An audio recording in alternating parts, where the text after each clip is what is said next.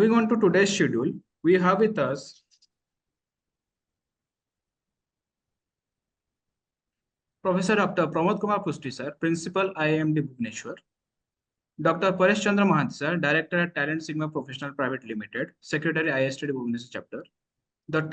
The speaker will be the talk on the future is entrepreneurial, equipping students with essential startup skills will be given by Mr. Avinash Kutni. And later on, in the end, we will be having some feedback and interaction session.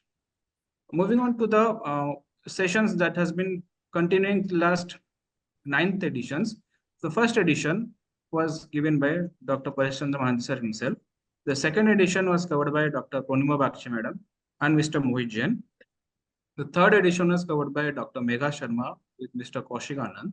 The fourth edition was given by Mr. Manaspatin Goswami with Ms. Meena Naik. Fifth edition was given by Mr. Siddharth Mohanty. The sixth edition was given by Mr. Siddharth Sahu. Seventh edition was covered by Mr. Arvind Das. Eighth was given by Mr. Jaswant Narayan Singhal. And the last edition, the 9th edition, was covered by Mr. Subhranshu Sekhar Samanta. Now, let me introduce to you Dr. Paresh Chandra Mahanti sir, Director at Talent Sigma Professionals Private Limited and Secretary ISTD Bhubaneswar Chapter. Dr. Paresh Chandra Mahanti sir was a banker for 25 years and has worked in various capacities in India and abroad. Currently, he is the Secretary of ISTD Bhubaneswar Chapter. He was a corporate trainer for 17 years, having expertise in management, banking, and finance. He is a motivational speaker and has been conducting career counseling sessions for students of various management and technical colleges.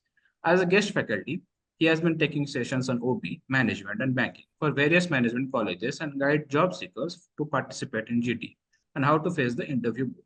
He is an author for several books and has published various articles in reputed magazines in India and abroad. He is a YouTuber and gives radio talks for improving personality of rural students and youths in urban slums. He is also the editor of the e-magazine, The Mirror of ISTD Bhubaneswar Chapter. Now, let me introduce to our today's speaker, Mr. Avinash Kotni. Mr. Avinash Kotni is a chartered accountant and cost accountant known for his passion as an educator and communication skill trainer. He has worked with esteemed institutions such as ICAI, ICMAI, ICSI, corporate houses, MBA colleges, and various state civil services academics.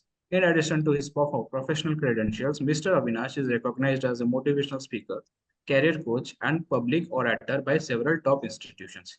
He specializes in educating students and professionals in income tax, GST, corporate laws, allied laws, and accountancy. Currently, he serves as the chairman of the Student Facilitation and Career Counseling Committee for the Bhubaneswar chapter of the Institute of Cost Accountants of India. He has also held the position of former president of the Toastmaster Community Club in Bhubaneswar. Outside of his professional accomplishment, Mr. Avinash is deeply interested in Indian economy, global economic trends, geopolitics, and international affairs.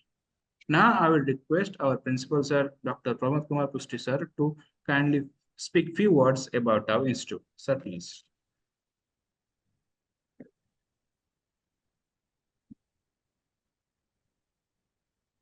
Jai Jagannath. A very good afternoon to all. A very happy welcome to all our distinguished speakers and participants as we embark on another captivating journey in the ISTD and IIMT lecture series. InterScience Institute of Management and Technology Bhubaneswar was established in the year 2007 with an objective of teaching science of management in addition to the practice of management. The name itself explains about the scientific study of management, and further we mention that it is inscribed in our institute logo. We are a UNESCO Unitarian Institute of UNESCO Chair, Professor of Economic Systems and Human Rights, Professor Francisco Vigliarolo, National University of La Plata. Let me now explain what we mean by teaching science of management. During these 15 years of excellence, we have organized, facilitated more than 100 symposium, seminar, workshops, national and international in various niche areas of management and technology. Since our inception, we at IIMT have edited and published more than 100 volumes in the area of management and technology from reputed publishing houses like IEEE, ACM, Springer, Elsevier, iOS, SPY, Fluor Academic, MDPI, Hindoi, or Indoor Science, etc. All these books are available for purchase from Google or Amazon. All our faculty members are engaged in these activities. Each year, we invite and host professors from abroad for workshops and seminars. I am tempted to say that the last year, Professor Jesus Garcia from Universidad Complutense de Madrid and Professor Vijayan Sugmaram from Oakland University School of Business visited our campus.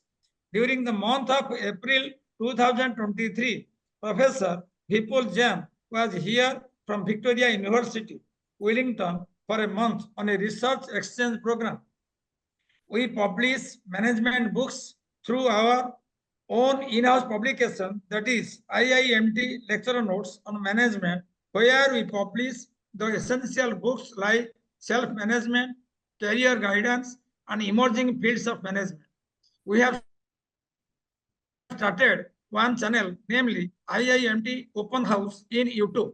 The purpose is to educate students and parents at large on various subjects and disciplines through talks and interviews. By now, we have more than 100 episodes available at our YouTube channel, namely at the rate IIMT Open House. We have taken interviews with the professors, professionals, entrepreneurs, and policymakers. We have created a platform known as Interscience Research Networks, consisting of professionals and researchers. It is available at www.interscience.ac.in, through which we organize various programs inside and outside India. We do arrange workshops and seminars at various universities.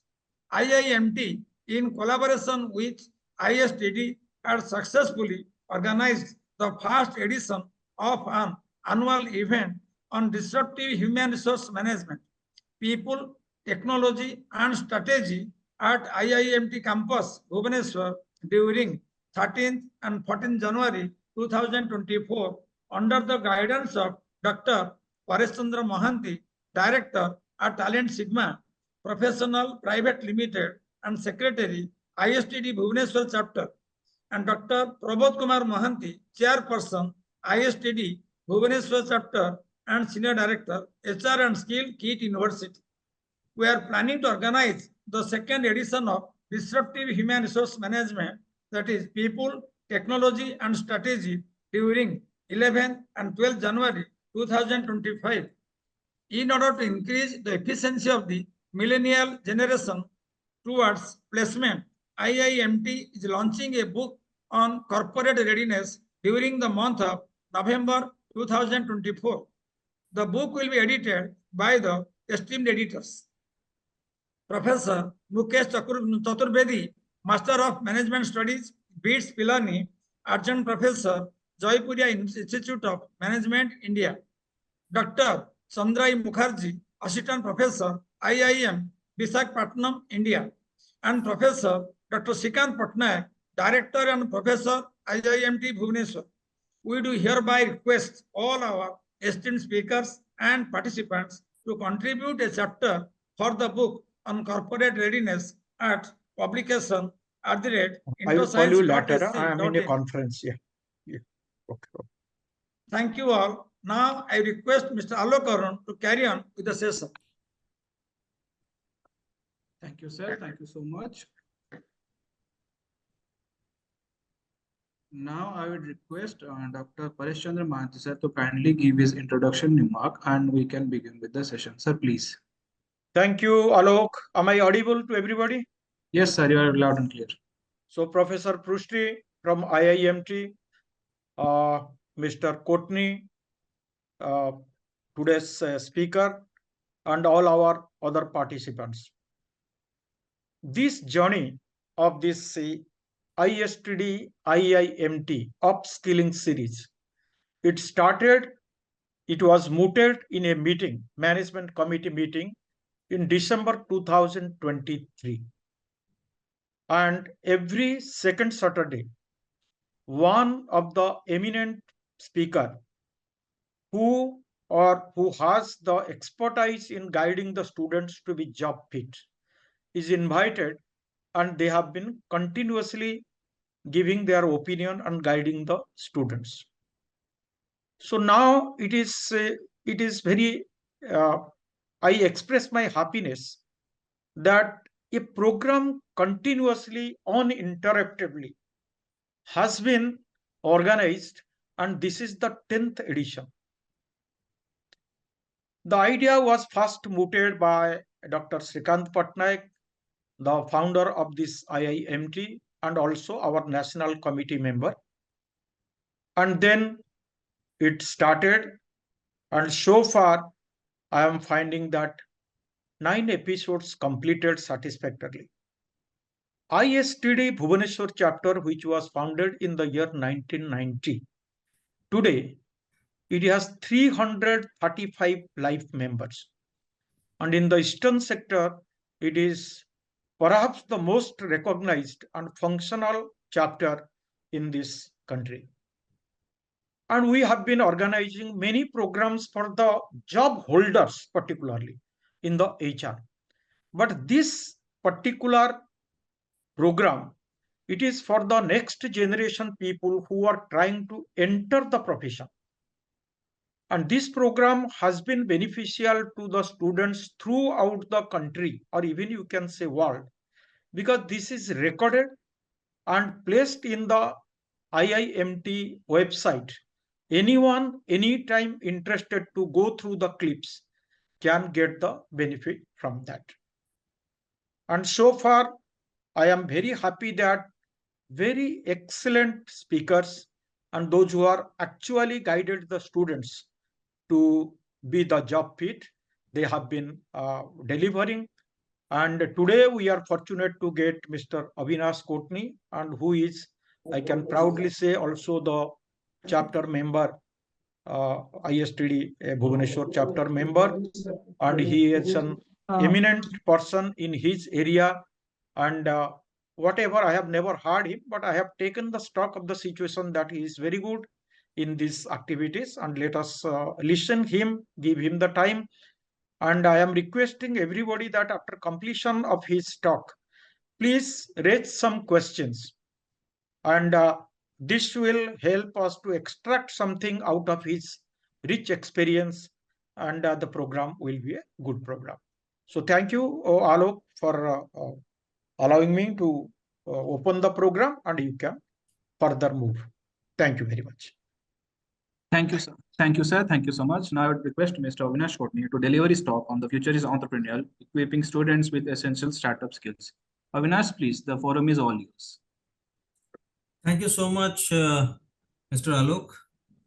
I would like to thank the Secretary of ISTD, Paresh Mahanti sir.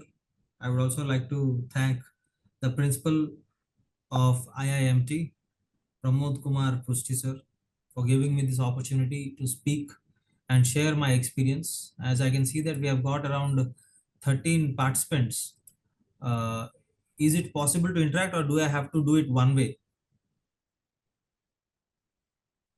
No, we can interact if wherever necessary, people who will be participating. Fine. You Sir, carry on. do I have some students over here, because this program, this particular webinar was for students? So is there any student, or am I talking to the senior members only? Any student is there, Alok? So it's a mix of both. So Okay, Mix of fine, no both. problem. I we would can request everyone to interact, because otherwise this entire webinar would be boring, because I have We can designed move my it. webinar in such a way that so that we can interact and we can take some portion of information and knowledge. So I would like to share my screen. Yes. So is my screen visible to everyone? Yeah. It's visible. Okay then. So today we are going to talk about entrepreneurship. Specifically, my area of interest was to speak about students and what skills students need to develop in order to be a good entrepreneur. So as we are going to talk about it. I want to ask a simple question to everyone. If you feel, if you want, you can answer. But I would request everybody to get involved in this. What is that one thing that we all want a lot, we all have very little, and we all waste a lot? What is that one thing? Anyone? We want a lot, we waste a lot, we have a very little of that. Is it time? Yes, absolutely. It is time. And time is the essence when we're talking about entrepreneurship. Time is the essence. And we're just going to tell how normally any Indian who is of the age of around 18 years uses his time. Here, I'm going to show you a picture of this. That I have a row where we have around 36 months. So I'm taking the age of 18 and assuming that any Indian is going to die at the age of 90, which means that we are having around 72 years of time left with us. And how does any average Indian use time in the present scenario right now? 72 years and into 12, which means we have in total 864 months of time left with us. I'm going to show you the picture of what is happening in the lives of the people of India. And this is this one, the entire thing that I'm showing you right now is from a research paper that I have studied. This is the amount of time that we use for sleeping. That is, out of 864 months of our entire life, we use 288 months to sleep. Then the second one is that 126 months we use to work plus going to school and other places to study, which means that we have used up around 288 plus 126. That is around 40% of the entire time is gone over here. Then we have got 18 months in driving our cycle, scooter, bike, car, whatsoever it is. And we use around 18 months in commuting. Then we have got around 36 months that we use in cooking and eating. If you cook, even if you do not cook, that's not a matter, but this is the average of the people of India. That is 36 months is the amount of time that we use up in cooking. Then we have got around 36 months for other chores like brushing your teeth, going to some place, getting milk, getting vegetables. This is the amount of time that we use in other chores of every day. Then we have got around 27 months that we use up for bathroom and hygiene, that we use up for toilet and our personal hygiene. Then left is the balance time. And this is the amount of time I'm going to show you. This is the time that is left with us right now, which means that out of 864, we have got, this is the amount of time that is left.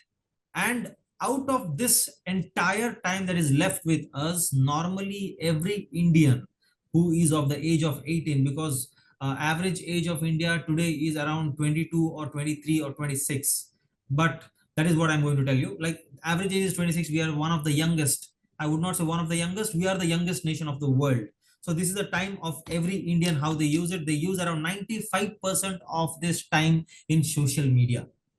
95% of this time in social media. And which means that out of the time that is left for us, for our own vocation, for something that we like, for some passion that we had way back in our childhood, that time could have been used for that, but we are not using that. We are using around 95% of the time in social media.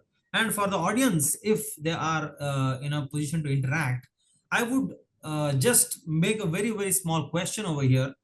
Everybody over here uses Instagram, Facebook, Snapchat, what is that called, LinkedIn and other things. We all use it because we feel that it is free.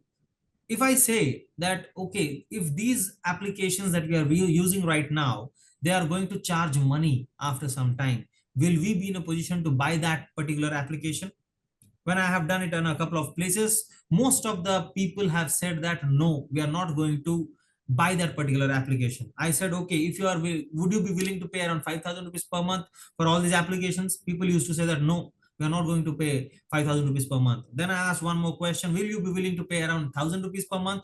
Then also people said no, we are not going to pay not even 1,000 rupees per month for all the applications that we use right now in our phones. Then in the last question I used to put to people, that is, are you guys willing to pay at least 50 bucks for these applications that you're using right now? People said that no, not even 50 bucks. We are not going to pay 50 bucks for Facebook, Instagram, this and that. And now as I speak, at least every Indian would be using 1 hour or 2 hours. On an average, every Indian uses around 2 hours of his time in this social media. When people are not willing to pay even 50 rupees per month to the subscription of these applications, we are spending around 2 hours. If I take a minimum earning rate of at least 500 rupees per day, any Indian, if he wants to earn at least 500 rupees per day, he works for around 6 hours, which means that 500 divided by 6, it is 83 rupees per hour, which means in a day, if he uses around 83 2 hours, he's spending 83 into 2, that is 166 rupees on Instagram every day. And if I multiply it by 30, it happens to be 4,980. If I multiply it by 12, that is around 59,760. Right now, we said that we will not be in a position to pay at least 50 rupees in a month for using these Instagram and other things. But if I take an average of 83 rupees per hour to be earned by any person, he is having an opportunity cost of 59,760. And 83 is an amount that I've taken at a very, very low level. I'm not saying that people will earn 83 rupees in a day. I'm talking about students. If they go for any kind of tuition to teach somebody, if they use any kind, if they go and do some kind of gig work, they would be earning at least 100 rupees per hour. That is for sure. But, and even after that, I have taken a minimum amount of 83, which means that we are using our time for something which is not at all useful in our life. And that is what I'm telling you. This is the amount of time that I have shown in the bottom portion in purple. That is the time that is going to make you an entrepreneur. And now, having said all of this, I'm going to talk about underlying motives of human nature. What is this underlying motives of human nature? It's very simple. What does human nature want? Human nature wants the next 7 things that I'm going to talk to you right now. Like we had this particular thing called as Maslow's need hierarchy. Over there also, we were also talking about this. Here I'm going to tell you, what does a human being want? A human being wants, the first and foremost thing is food and water. Without food and water, we cannot survive. And that is what a human nature also attracts. And why I wanted to talk about this underlying motives of human nature. Any business right now we find in the world, I'm not talking about India, any business that we find in the world would be hovering around these 7 motives of human nature. I'm going to talk to you about the 7 natures, 7 motives, and this is the first one: obtaining food and water. You see any business, like you see Reliance Smart, Reliance, what is that called? Fresh. We have got D-Mart, we have got ITC, we have got so many other companies who are just providing food, and they are doing wonders right now. And even if I talk about water, 25 years back, we Indians could never think of buying water in a bottled water bottle. No, we never thought about it. But 25 years back, one company came up with this idea in India. They never thought that, okay, people always had this idea that, okay, water and air is free. But still, a company called as Parley, they came up with a bottle called as Bailey. They said, no, we'll try it out. People would be in a position to buy water. And that is what has happened. People are buying water at the rate of at least 20 rupees per liter right now. So this is the first and foremost human nature's motive, that we want food and water because we want to survive. So this is the area where you find lots of business houses thriving on. And now the second one is finding love and reproduction. This is again another motive of human nature, where we want love and reproduction. Okay, everybody over here is because of this particular motive. Like if you want to talk about a business, what business I would be talking about?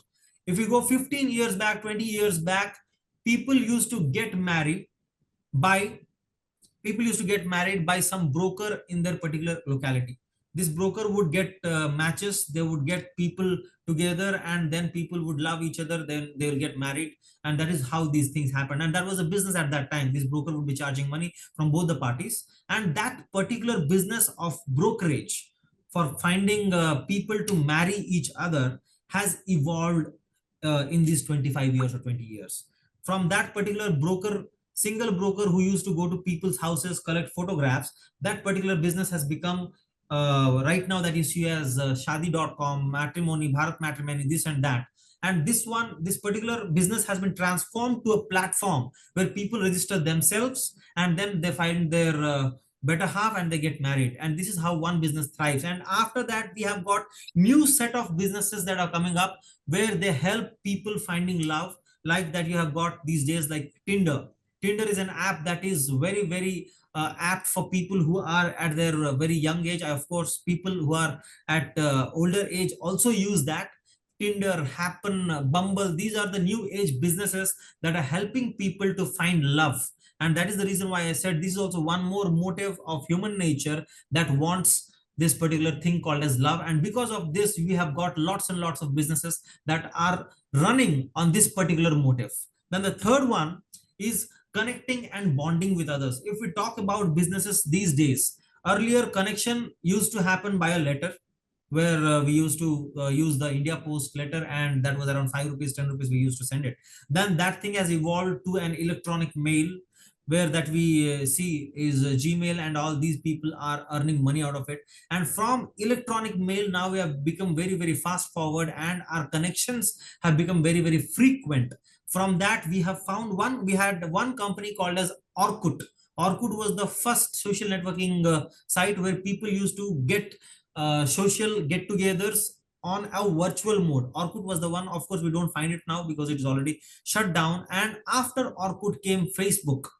Then after Facebook, we find Instagram. After Instagram, we have found lots and lots of messaging apps like WeChat, what is that called, WhatsApp, this and that. And how are these businesses thriving? They're not even charging even a single rupee from you. But Facebook is one of the biggest companies of the world right now. If you see the top 10 companies as per market capitalization, I would definitely feel that Facebook would be one of them. And these people are earning money because we love to connect. We love to connect because we human beings are social animals. Without connections, without bonding, we cannot live.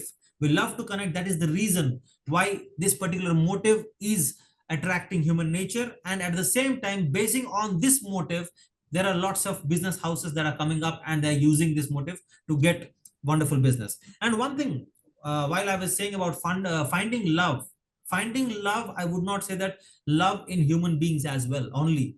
There are lots and lots of people who love pets. We have people who love dogs, and today Instagram, Mr. Our honorable Prime Minister has had a post where he showed that, okay, he has got a miniature cow that is there in Andhra Pradesh. He got that for his residence, and that particular cow is going to stay over there. And why is that happening over there? Because he loves cows, and at the same time he's also going to get love out of that cow. And on the basis of this underlying motive of finding love, we have seen lots and lots of pet shops opening up right now. And this particular thing was not happening 5 years or 6 years.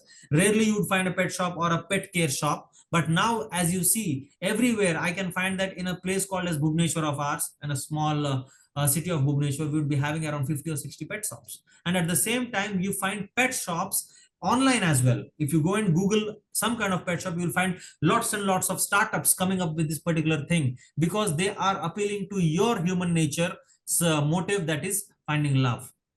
I would go to the fourth one now, winning social acceptance and approval. What is this?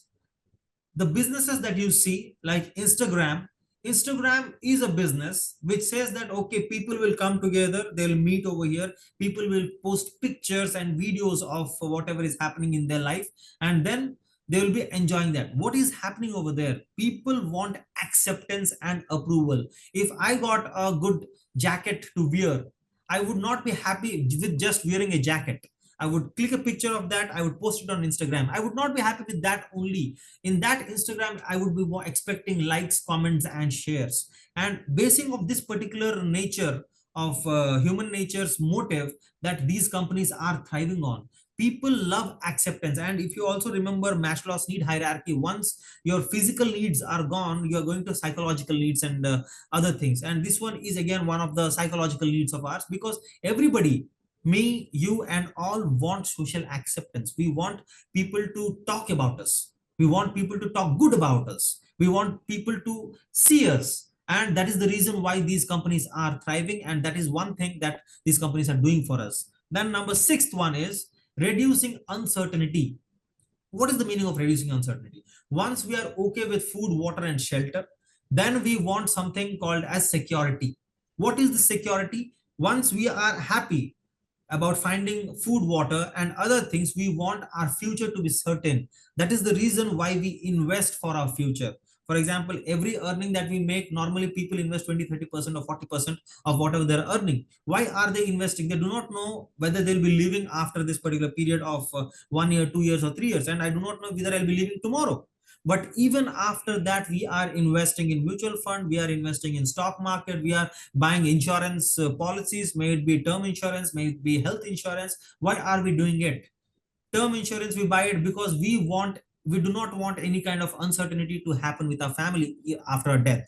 That's the reason why we buy term insurance. Why do we buy mutual fund or shares? Because at the time of retirement, normally this is what is the expectation of everybody who invests in a mutual fund and shares, because they want that at the time of retirement they should not be facing any kind of fund crunch.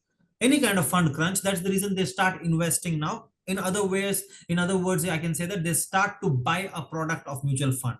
They buy it so that after 30 years or 35 years, when they would not be in a position to earn anything, this particular fund that they have created in this entire 30 or 35 years is going to help them. Even after that, I would talk about something like there is this company which sells you things that is called as bikes and other things. There was this particular bike that we had earlier that was ICE engine based bike. Now we have got new thing called as EVs, and we had cars. We are also having cars that are those are based on ICE engine. Now the new cars that have come up are EVs. And why are we seeing so many new cars which are EVs? Why are we seeing so many new bikes which are EVs? Because there is one human motive that is called as, I'll go with the seventh one, that is called as conserving energy. Every human being wants to conserve energy. The reason is that energy that is created comes out of some kind of resource which is very, very limited. I would not talk about EVs. I would not talk about green energy. I would not talk about other things.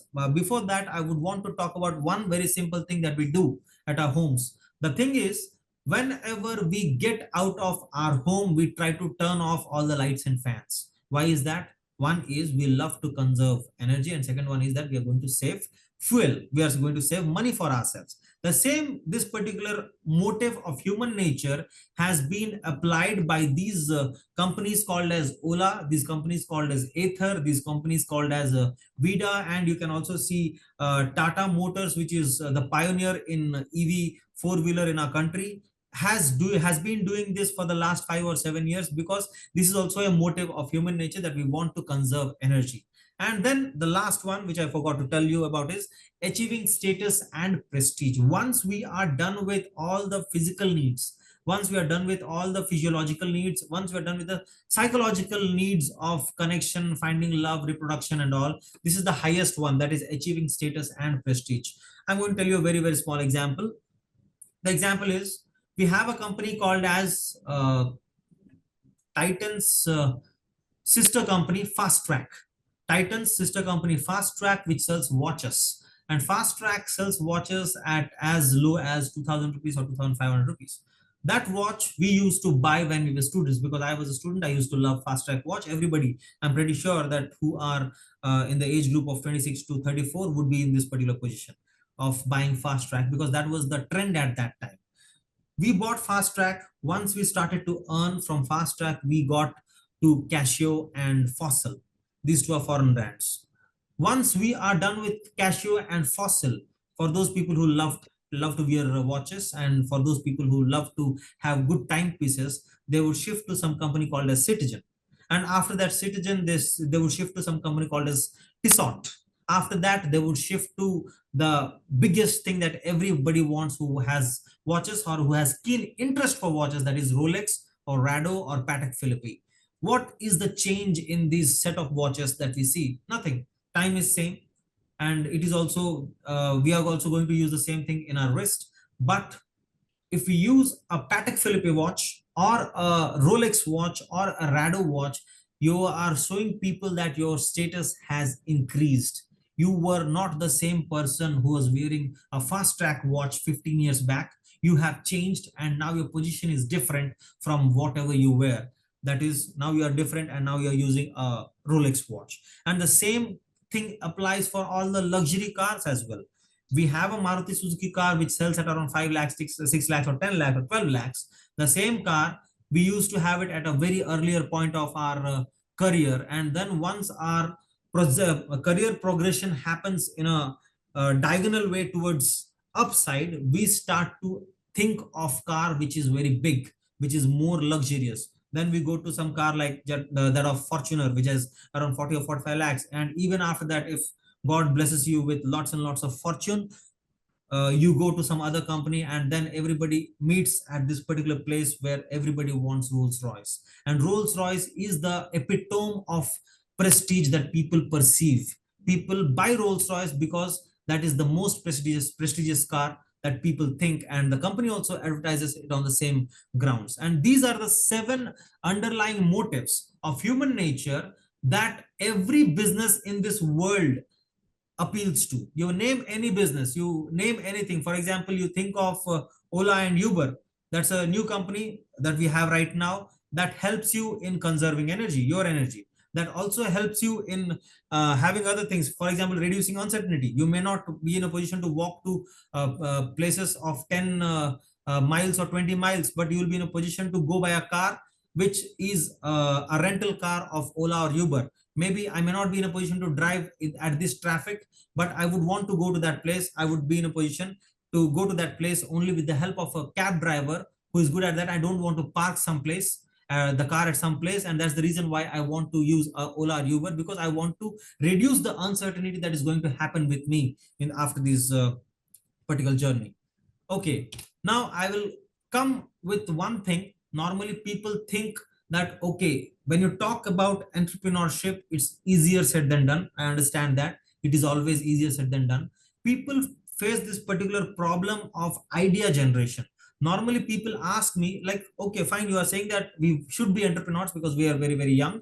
We should be in a position to understand the businesses and try our own business, but we do not get ideas. And for the people who are struggling at this phase of generation of ideas, for them, I'm going to tell you, the easiest way of getting new business ideas is by traveling.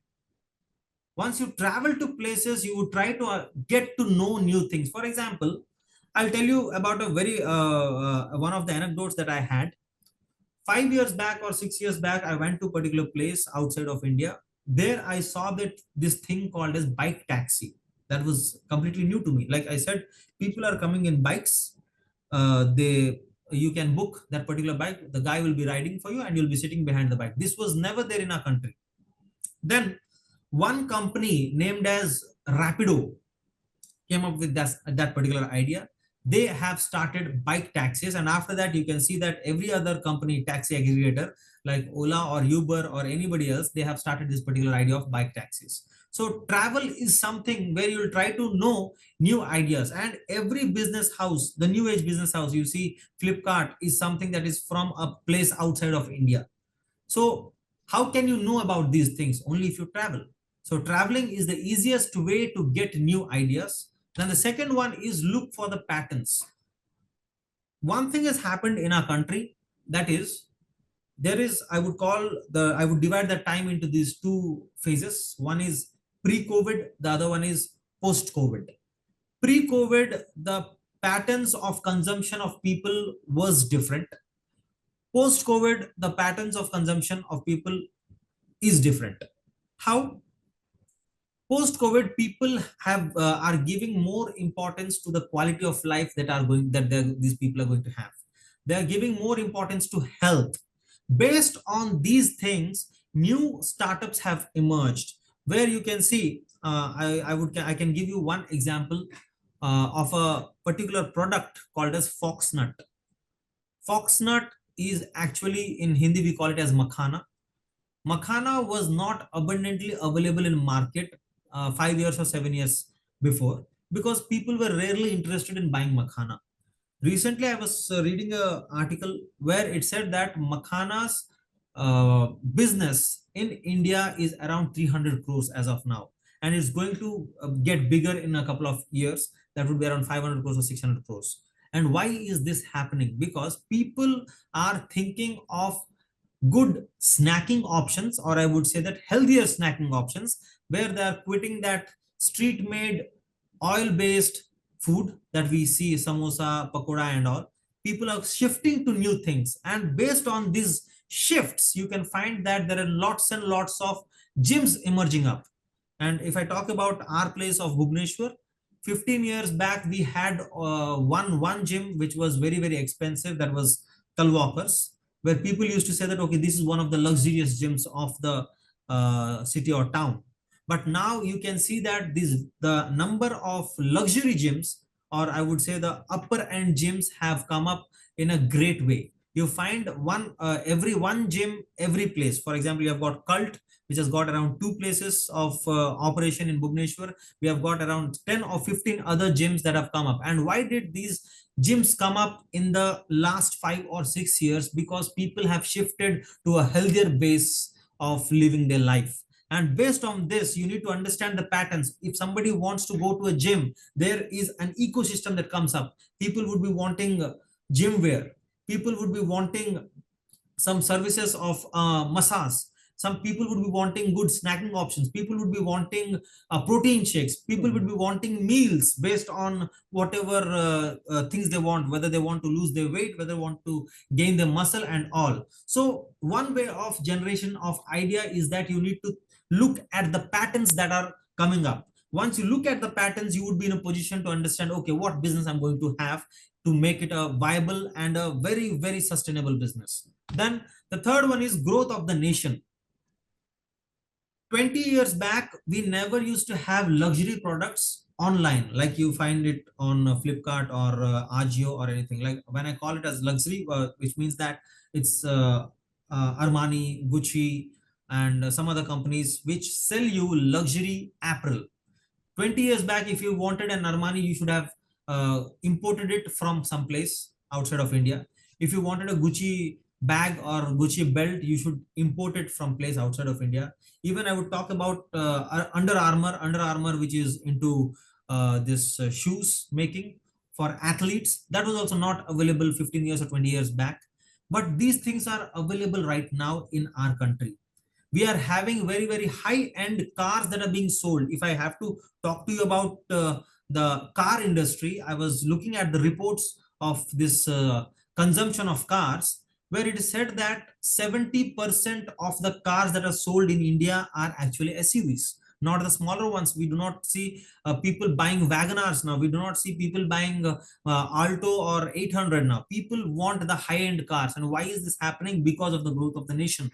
If the nation grows, our earning capacity also increases. Once we increase our earning capacity, we would not be wanting the same thing. This we have studied it in our economics. So growth of the nation is also one way of understanding what people would be wanting. Earlier, even I think everybody would have have had the same kind of experience that I'm going to talk about right now. Breakfast in the morning, if you have outside of your home, would be hardly 40 or 50 rupees. But now if you go to places, they are providing breakfast at 250 rupees, 270 or 280 rupees. And people are buying it. It's not that I would not say that people are not buying it. People are buying it. So what has happened in these 15 years? People are earning money. As I said, average age of India today would be around 26 or 28. 15 years back, these people who are earning right now were very, very little. They were students of class 3, class 4 or class 5. But now they are earning and they want to have a good life. Like I told you, people's patterns have changed. Patterns of life have changed and growth of the nation is happening. With that, these people are earning. With the earning of these people, they are in a position to buy good things. So growth of the nation is one more thing that you need to think of. Then comes visionary. I would talk about one company called as Boat. What has Boat done? Everybody thinks that Boat, that the founder of Boat is Mr. Aman Gupta. Boat, people think that Boat is into audio or what is that called? Audio variables, audio variables or audio devices, the speaker, this and that. When Boat came up to the market, they did not come with an audio device. They came with something called as a lightning cable. And what is this lightning cable? People had this craze, or people have this craze of buying iPhone. Even today, whenever a new iPhone event happens, people want that iPhone immediately. And 15 years back, 10 years back, also people wanted to have iPhones. iPhone was very, very expensive. And even iPhone was expensive. At the same time, the cable that charges the phone is also extremely expensive. The cable, if I remember, I bought one cable in the year 2008 or so. That was something around 2,500 rupees. Just imagine, one cable was costing around 2,500. Aman Gupta started his own business with just one thing called as an Apple lightning cable. That was a replica of the Apple cable. People who wanted this cable can buy that and use it. And the cost of that one was something around 250 or 300 rupees at 1/10 of the price. He came up with this idea because he thought that people have an iPhone, they save money, and they buy an iPhone. Once that cable is gone, they have to spend even 3,000 rupees for that particular small item. So that's the reason they said that, okay, I'll get to this particular thing and I will launch a cable at a very, very low price. Then he thought about something. Okay, how long my cable business is going to sustain? I don't know, because how many people are going to buy Apple cables after all? So then he thought, okay, fine, I have to go to something else. And that something else was he wanted to get into this audio wearable business, because he was also working in that audio wearable company. I don't remember the name exactly right now. He went into this audio wearable business. Then he thought, okay, I want to get into audio wearable business. I understand that, but which one should I go? This product called as truly wireless headphones were launched by Apple, named as Apple AirPods. And the first launching price was something around 10,000 rupees. And that was way back in 2009, 10 or 11. And 10,000 rupees at that time was very, very expensive. Then this Aman Gupta came into the market. He said that, okay, fine, we have got Apple AirPods, that is for the higher strata of the society. Then after Apple AirPods, there were some other companies like Sony and Samsung. These people were also giving truly wireless to the higher middle class, not the lower middle class, to the higher middle class, ranging at around, their products were ranging at around 4,000 rupees or 5,000 rupees. Then there was a huge gap left for people. What was that gap? That is the lower strata of the pyramid, where around 70 or 80% of the population was there. The lower strata, or I would call it as the lower middle class, and the poor. This was a very, very big void that was there, which means that we had products of truly wireless for the upper strata, where people you can buy at 10,000 rupees plus. Then we had people who in the middle strata earning around 1 lakh rupees or 1.5 lakh rupees in a month. And these people were in a position to buy this product of Samsung, Sony, and etc. And people who were in the last strata or the lower strata, even if they wanted to buy a truly wireless, they could not buy it because that was that expensive. Then Aman Gupta came up with this idea of launching a truly wireless headphone at just 2,000 rupees at that time. 2,000 rupees or 1,700 rupees. Just imagine, where we had this particular product was only limited to the upper strata of the society. The lower strata was not getting it. Then he launched it at a very low price of 1,700, 2,000 rupees. Now, Boat is the market leader of truly wireless, and to the tune of 37% it holds the market. And after this, these companies have come up like OnePlus, Samsung, everybody has come up and launched a cheaper version of the same truly wireless. And this is what I wanted to say by the meaning of visionary. You need to envision that, okay, if we have something in the market that is happening, I need to think something out of the box. He thought out of the box, and right now he's holding 37% market share. Then comes timing. Timing is really, really important when you start a business. I'm going to tell you a very, very small example. One of my friends who started a business of hyper delivery. What is hyper delivery? The delivery that we see right now, that is the GeoMart that delivers at your home, big basket that delivers at your home. Even Swiggy has Instamart that delivers grocery at your home. 5 years back, my friend started the same business of this particular thing that is being done by all these major giants of what is that called, retail. But that business did not thrive at that time. After 5 years, the same business is doing wonders. And what happened in these 5 years of time? Prior to 5 years, people's aspirations were different. People had a lot of time, but very little amount of money. That's the reason they said they could not believe on people who wanted to take advance money and deliver you something. And second thing is that people said, okay, I have enough time. I'll go to a shop, I'll buy things and I'll come back. I don't want to spend 100 rupees or 70 rupees on a delivery agent. So that was the thing that happened 5 years back. And after 5 years, now we say that, okay, no, I cannot go to a market to buy 15 or 20 things. What I can do is that I will order it. These people will come to my home, they'll deliver it. And I don't have to have the hassle of going to that place, standing in the queues and paying the money. Here, everything is done at a click of a phone. So this is what has happened in these 5 years. People's aspirations changed, and people are finding less time to go to places where they want to buy things. And I would want to talk about one more company over here. You could not get any other When we person. talk But about this, hello, Paresh sir, are you saying something? No. When we talk about electronic two-wheeler, one company that comes to our mind is Ola. Everybody says that, okay, electronic two-wheeler means it's Ola. And why is that happening? Because Ola holds around 36% of the market share of electronic two-wheeler. Means it has also surpassed TVS, it has also surpassed Hero, it has surpassed, of course, Honda has not come up with a product yet. It has surpassed all the market leaders of two-wheelers, and right now it is leading the two-wheeler revolution of electronic vehicles in India with market share of 36% or 37%. So what happened? But I would say that Ola is not the first company to launch an electronic vehicle. 20 or 25 years back, we had one more company called as Yo Bikes. Yo Bikes was a company which launched electronic vehicles, electronic two-wheelers 20 or 25 years back.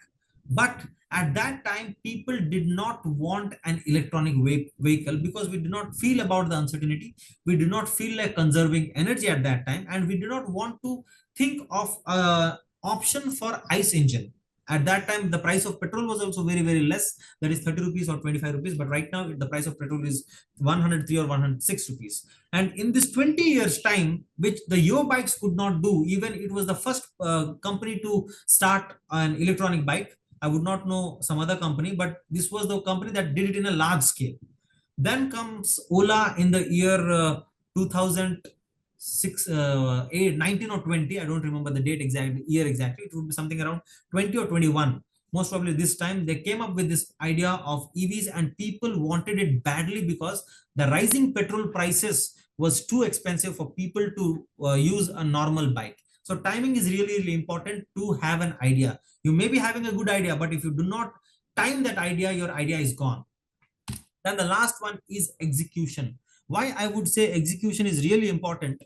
I would give an example of one of my clients way back in 2016 or 17, where we did not find KFCs everywhere. I think KFC were limited to big cities like Delhi, Bombay, Chennai, and other places. KFCs came to the tier 2 cities in the year 2016 or 17, and it came to Bhubaneswar in the year 13 or 14. I don't remember exactly, but that was the time where KFC came to Bhubaneswar.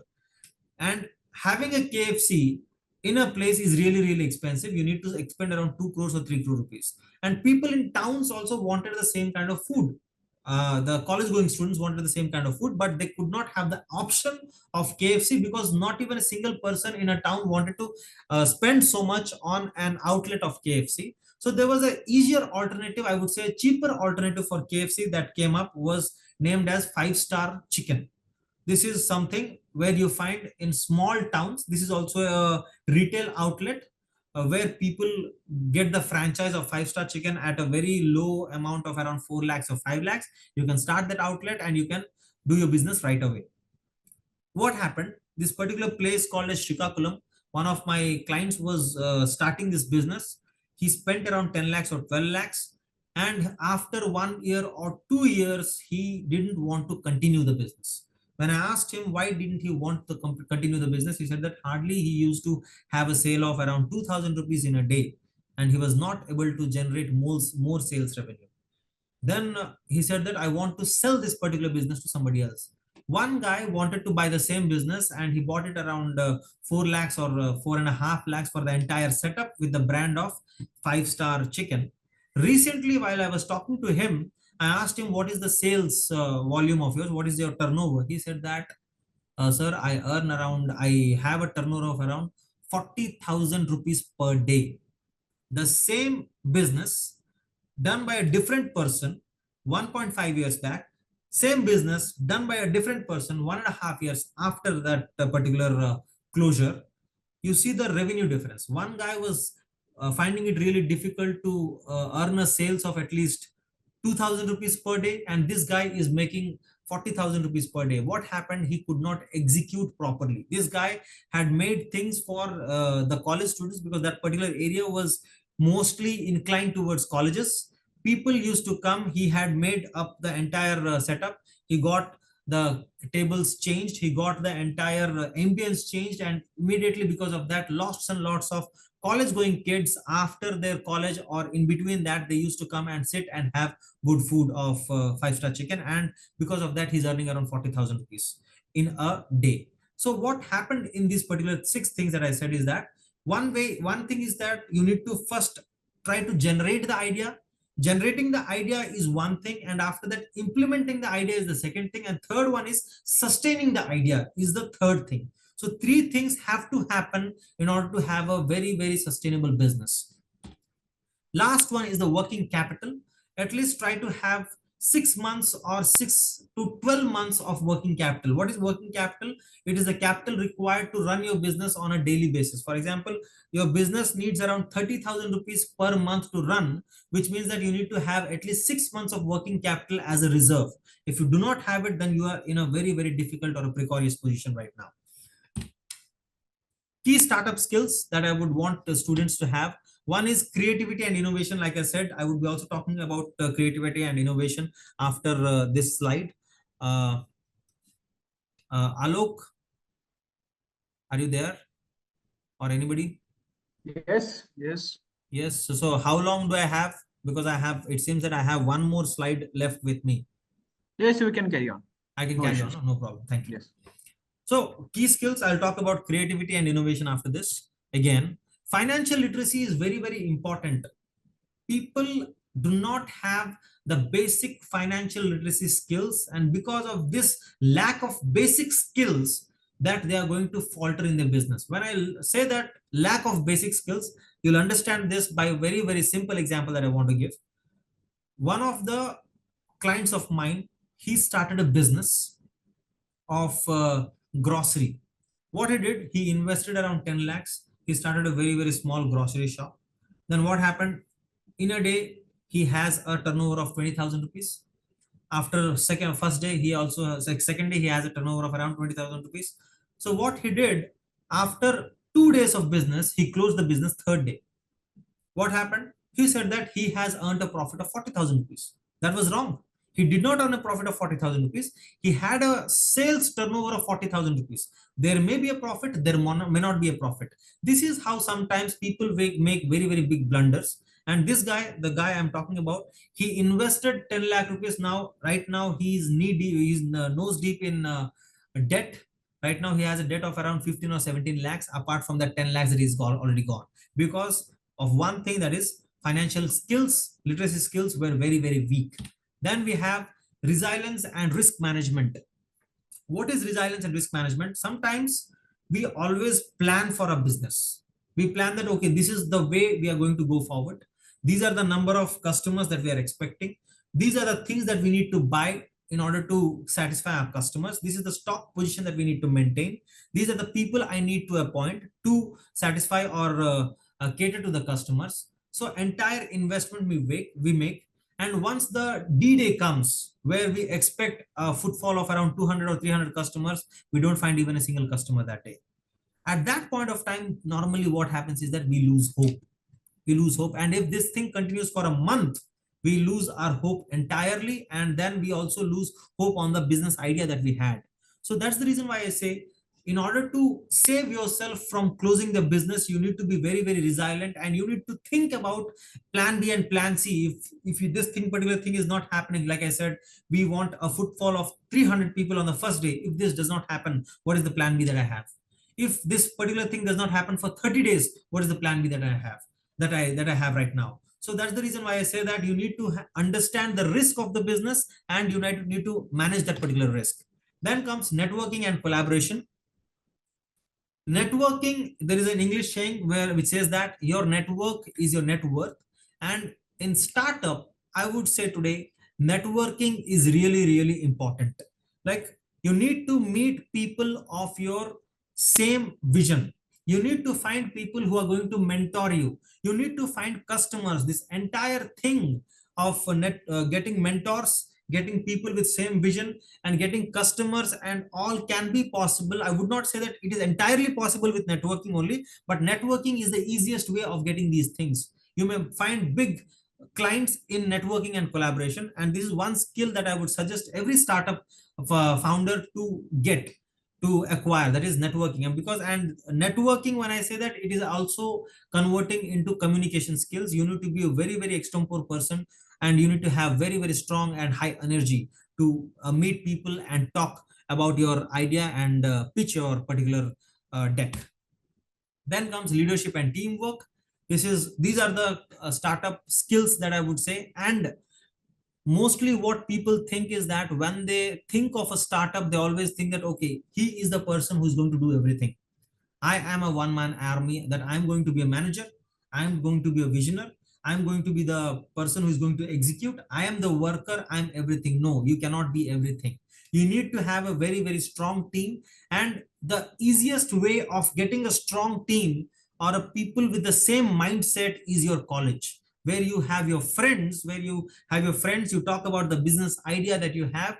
And once you get your college friends into your team, that it is very very easy to manage that thing. And after you graduate from your college, it's really difficult to find proper people to work with you in your particular startup. Then there are, I'm not going to limit say that these are the new age business ideas that are limited to this particular slide. No, this is a very very illustrative list, and these are the things that I found out that nowadays people can do or already doing it. First one is plant-based meat alternatives. People are really really, like I said in the earlier slide, that you need to understand the patterns. The pattern was to going to a healthier side of life, and people are shunning away with the meat based products like red meat or chicken, poultry meat, and anything else. And for that they are expecting alternatives. And with this particular thing of alternatives that we are talking about, some kind of businesses have come up where they are selling this particular thing called as soya chop. And this soya chop, soya based kebab, soya chop is a soya based kebab which is abundantly available in market right now. And why is that happening? Because people are searching for alternatives for meat. So that is the thing, first thing. And the second one is subscription based home cleaning services. We see this particular company called as Urban Company and other companies. They are providing these services, and these services are really really required in the places like that of the tier 2 and tier 3 cities that have come up, and where people are working at home. They do not find it easy to get maids and all. And this is one of the ways of generating revenue or creating a business where you offer these services at some kind of a subscription. Then comes mental health counseling services. Nowadays people are really really apparently falling prey to that particular idea of getting affirmation and approval of public. Like you see on Instagram, there is this particular movie, I don't remember exactly, which is there in Netflix. There they say that this particular movie is a documentary actually, which says the people of the age of 16 to 21 are really really ill. They're not talking about physical illness, they're talking about mental illness. And if people are getting mentally ill because of various things, you want to look very very beautiful, you want to look very very handsome, even if we feel that we are not handsome, we have those filters, we use it and we post photographs. And if somebody says a wrong comment or a negative comment, we feel very very low about it. And based on this things happening repetitively, we get into depression. And for that, a new business idea would be getting mental health counseling services. Then comes pet care goods and services, that I said that lots and lots of companies are coming up with this particular idea. Then comes online tutoring services. You see Byju's, you see what is that, physics wala and all. They are not giving you custom based online tutoring services. There are lots and lots of people that are required for the clients outside of India. If you are good at mathematics, you have a very good market in the United States where people want online tutoring for their children and for themselves, and they're going to pay pretty good amount. I think the pricing is around $10 per hour or something, or more, sorry, it would be something around $50 per hour or so. You can sit at your home, you can teach them, and online based bespoke tutoring services are lacking. So this is one of the ideas. Then we have got subscription based meals for the working professionals. Then we have got healthy snacking options. Like I said, people are shifting to healthier business, healthier lifestyle. That's the reason they're wanting healthier snacking options. You can give lots of things like that of the donier kebab that you find every nook and corner of the country right now, and that people think is a healthier snacking option. Then comes drones and allied services. We have got one startup in our Odisha as well, IG Drones, which is into this particular thing of making drones. And drones are required in lots and lots of places, lots and lots of purposes as well. One of the things that normally people want drones, I would not talk about the defense and all, people who are into this making blogs and vlogs, they are using drones actually. So this is one of the things that we can give. Bamboo based products for many other plastic based items. I would talk about one particular startup called as Ecosathi is a company which is selling bamboo based products, or I would say bamboo based alternatives for the plastic products like toothbrush, like your pen stand, like your bag, anything else. This is also one of the best ways of having a sustainable business. Then eco-friendly and pocket-friendly tourism services. Like we can see, lots and lots of aeroplanes are coming up to places. Earlier, in total, we have around 119 uh, airports in India, and now we see that there is a increase in the number of aeroplanes operating. Why is this? Because everybody wants to enjoy their life to the fullest, which means that they want to travel. So traveling has become very, very rampant right nowadays. Everybody who is earning is spending some amount, at least 20% or 30% of his earning into traveling. They want to go outside of India. They want to cover the entire country. So this is one way of giving a friendly tourism service at a very, very pocket friendly rates. Then comes your sustainable farming from the normal farming, because now you see we are not having enough farm produce for the entire world. So we need to understand and get more sustainable practices, whereby with the limited amount of resources of land, we need to produce more. So that is one business idea. Then comes millet based products. I'll talk to you about a particular company based in Vishakhapatnam. I don't remember the name. Uh, it is actually making millet based idlis for people. So in a month, it is earning a revenue of around 7 lakhs or 8 lakhs only selling millet based idlis. You can also search it on Google, where this guy has got this millet based products into the breakfast of people, and people want to get and stand in a queue where he's around giving around 400 to 600 plates of millet idlis to people every day. Every day he's selling around 400 to 600 millet based idlis. And why is this happening? Because people are shifting to newer alternatives, and India is also promoting millet farming and millet products. And specifically, Odisha is also spearheading that particular project of our country's prime minister, that is millet farming. And three things before I would end this, I would tell students that you have three things in particular that not every other person has. The first one is plenty of time.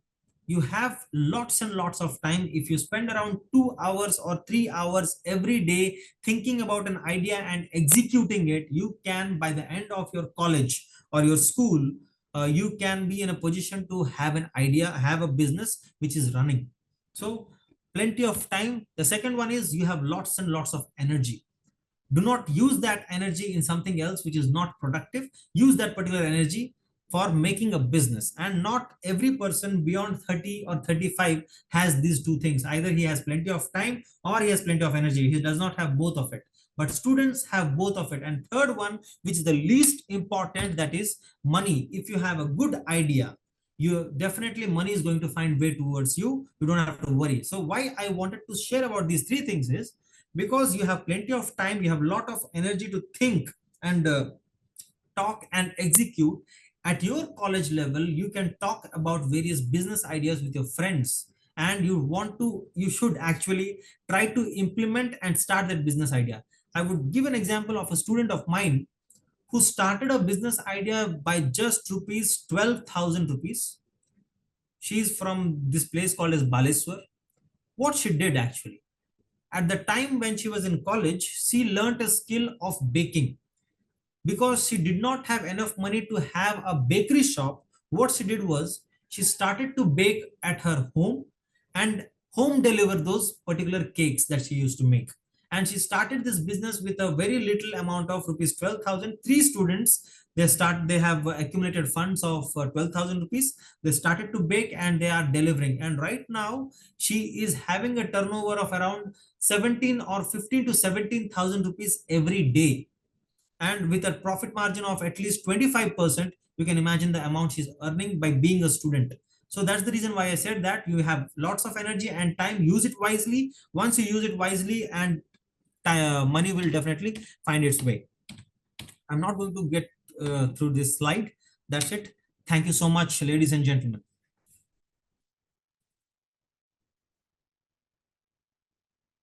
Good. Very nice. Any questions from the participants? You can ask to me. You can ask to the speaker, or you can put it on the chat box as per convenience.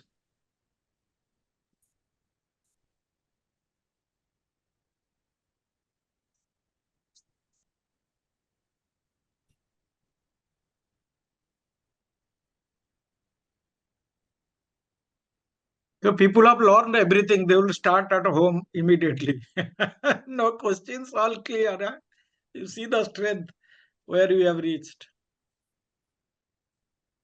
Anyway, but nice stuff. Very good idea. And those who will be interested to implement, definitely they will get the signal. There is no problem. So, okay, sir. So let me deliver the vote of thanks. Then we can Please. wind up the Yes. session. Okay. On behalf of the organizing committee of the ISTD and IIMT upskilling series on the future is entrepreneurial, equipping students with essential startup skills, I extend my sincere gratitude to each one of you for your invaluable contribution in making today's event a resounding success. First and foremost, I would like to express our heartfelt appreciation to Dr. Paresh Chandra Mahanti, sir, Director at Talent Sigma Professional Private Limited and Secretary of ISTD Bhubaneswar Chapter, for delivering the welcome address and setting the tone of the event. Your insights have provided a strong foundation for our discussion. A heartfelt thank you to Mr. Avinash Kotni for enlightening talk on the future is entrepreneurial, equipping students with essential startup skills. Your insights into fostering entrepreneurial mindset, cultivating innovation, and developing essential startup skills have provided us with a valuable strategies to empower students for the future. Your expertise has greatly enriched our understanding of how to bridge the gap between education and entrepreneurship. We also extend our sincere appreciation to Professor Shrikant Patnaik, Director and Professor at IIMT Bhubaneswar, and a National Committee member of ISTD Bhubaneswar Chapter, for gracing us with your presence and support throughout the series. Your guidance and encouragement have been instrumental in shaping the success of this initiative. Finally, a heartfelt thanks to the dedicated members of ISTD and IIMT Bhubaneswar for their unwavering support and assistance. Your dedication ensured the smooth execution of this event. If any of the participants missed today's session, you can visit our YouTube channel, IIMT Open House, where all the sessions will be uploaded. Thank you all. We will meet again next month at the same time and same place. Thank you and have all a nice evening. Thank you so much. Thank you. Thank you, Srikant. Thank Thank you. you. Thank you very much.